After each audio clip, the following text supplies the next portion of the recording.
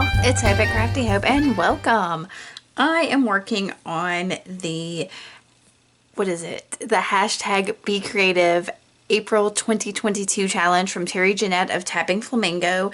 Each month she gives out a creative prompt that you can use any media with to create something.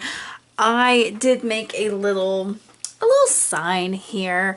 The prompt this month is April showers. Nope. It is rain showers. I keep thinking April showers bring May flowers because she said that in her March video.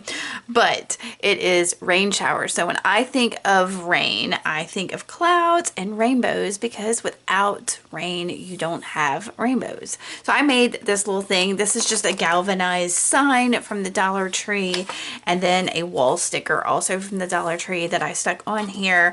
And it's just a fun little thing to hang up to remind me that, you know, you can't have rainbows without the rain. So that's just a fun little thing I threw together. I also found at the Dollar Tree these, if you saw my thrifty haul on Thursday, I had both of those things as well as these, which are these great little things with their little divided trays with like laser cut neat little pieces in it. So, and clouds are one of the pieces that are in here.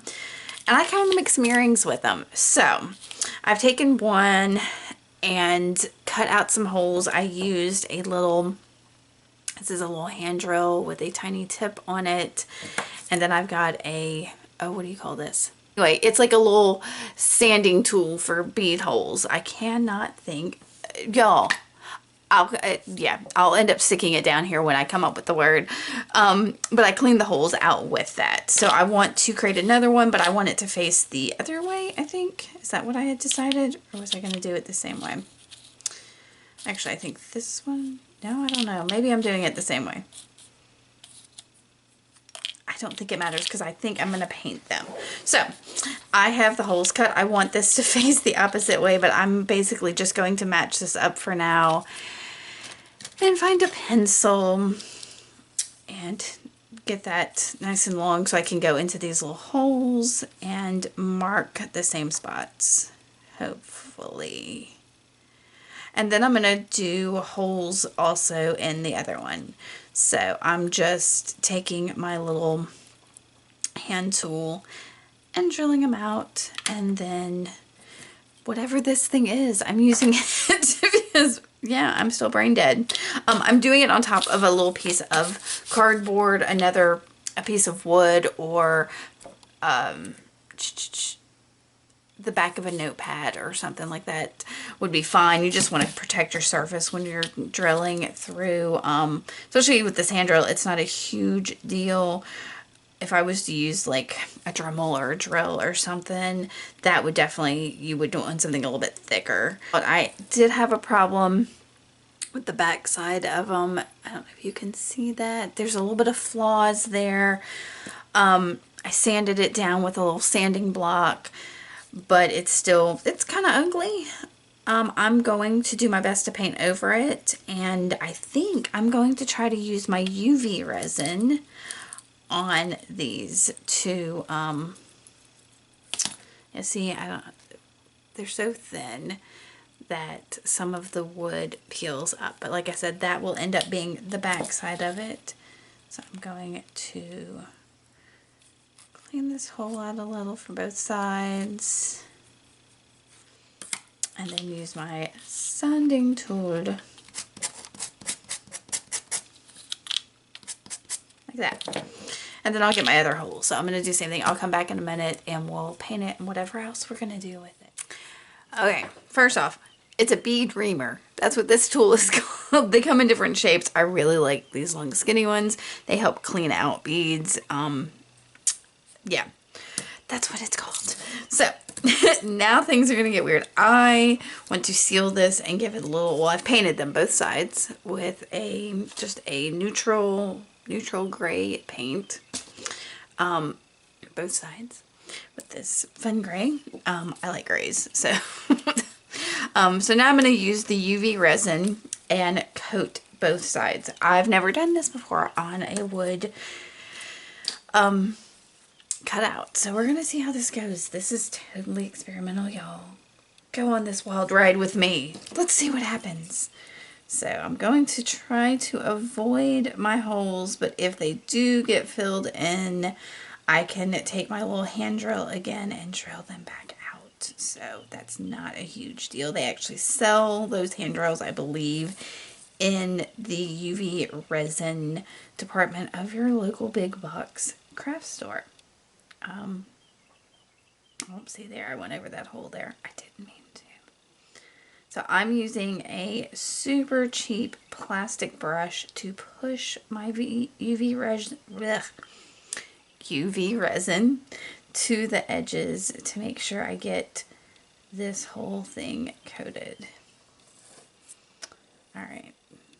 And I got it in 2 of the 3 holes, so we'll see how that works. So I'm gonna push it. You know what I need to do is plug in my lamp. So I'm using a UV lamp. This is one I got off of Amazon for super cheap. It's probably not the best, but it had a higher wattage than some of the others that I found. So I'm going to move some things out of the way. I'm going to stick that under there. It's a pretty thin layer, so I'm just gonna do that. Actually, I'm gonna move that. So while that is heating up, I'm gonna go ahead and do a coating of resin on this. All right, so I let those both go. They are out. I'm gonna go ahead and see if I can drill out the resin. All right, so now I'm gonna coat the back and repeat the process, drilling out the holes if anything gets filled in, and we'll come back in a minute. All right, so these are all sealed with the UV resin and they're shiny and nice. I will definitely be trying that again, maybe with thicker wood, since that did splinter and do some weird things in there. So I am going to hang some raindrops from these rain clouds. I've got these little glass beads I got at Hobby Lobby on clearance, and I'm going to do the same thing to all of them and basically just create a loop on them because they are side drilled, which means that the hole comes from this side to this side. So it goes across here, across the top, instead of like up and down. So I've got some 22 gauge wire. This is my favorite gauge of wire, and I'm trying to find some nippers. Normally I would work with more wire at one time, but for purposes that I'm just showing you how to do this, we're gonna just do this. All right, so I'm going through this. I'm leaving just a smidge of a tail here. I'm gonna bend these both up like so until they cross over the middle. Then I think I'm gonna use my tweezer nose pliers. I'm gonna hold, you see there, ooh, I'm trying to get it so you can see, maybe that's the better way. I'm holding the short one right below where it crosses, and I'm gonna turn that sideways. And then I'm going to grab the long one, if I can, and bend it straight up. All right, just like that. So I'm going to hold both of them with my tweezer nose pliers and take that short tail and wrap it around time or two. And when it gets too pokey for me to handle, I will grab my other chain nose pliers and finish that loop, that wrap. Maybe zoomed in too much for this. All right. So I'm trying to decide which way I want. I'm going to go ahead and make my loop so that is the same. It goes along with the bottom of this. So the loop's going to go like this. So I'm just going to bend it out like that. And I'm going to grab round nose pliers and make my loop like so. Straighten it out a little bit. And then I'm going to wrap over the loop that's already there. Just like that. This is a little bit of a messy wrap. And then I will trim and tuck.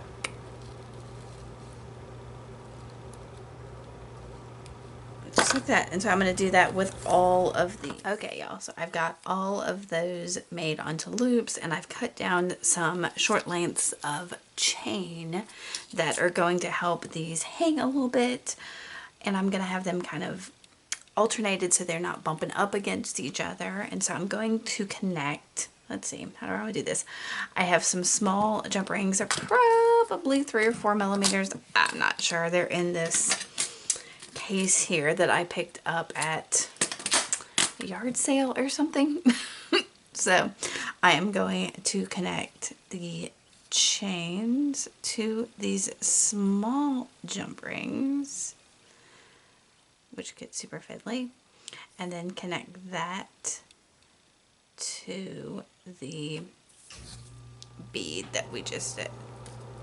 Alright, and I'm going to lay that out, and I'm going to use these large jump rings to go into our wood cloud. I'm going to kind of hold that and see how that's going to hang. Holding this in the front and there. And then I'm going to close. So I'm going to do that for all of these and connect these little raindrops to our rain cloud. The last thing we have to do is add some ear wires. So I am putting one of the larger jump rings through the top hole and closing it, and to open and close the jump ring, remember you twist until it is good and closed. And then I'm going to take the smaller jump ring and slip it on. I think I am.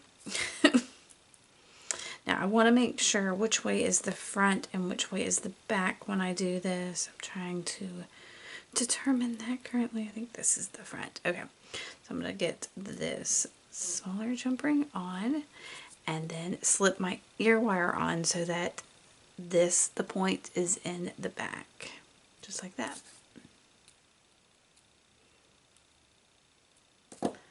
And then these earrings are done. Actually, this jump ring is not closed as much as I would like.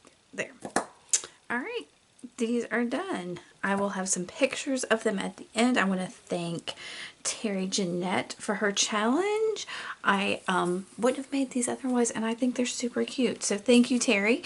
Make sure you check out the hashtag BeCreativeApril 2022, and I should have that link below so you can click through and see what anybody else made with the prompt rain showers. All right, y'all. Happy creating. Bye.